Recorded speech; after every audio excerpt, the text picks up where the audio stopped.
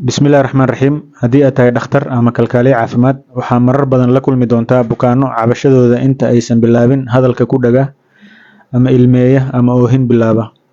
Taasi waxay tilmaan u tahay in qofkaasi la circirayo culays nafsi ah una baahan yahay wax ka khafiifiya ama ka wareysta, laakiin waxay u badan tahay inuusan kuu sheegin.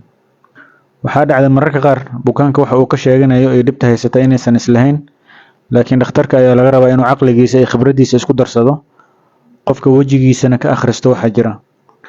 Haddii bukaan noocaas ah la kulantid, waa inaad dareensiisaa inaad la danqanaysid, joojisid hawsha aad haysid oo idil, una sheegtid inay dabiici tahay inuu ooyo, wax lala yaabana aysan ahayn, weliba u soo qabatid waxa ilinta uu isaga tiro. Badanaa bukaanada noocan ah dumar ay u badan yihiin, dhibaatooyinka haystana waa mid nafsi ah oo ay dhici karto in niyad jab ama diiqad la socoto, taasoo ka dhalatay culays xagga guriga, waxbarashada ama shaqada.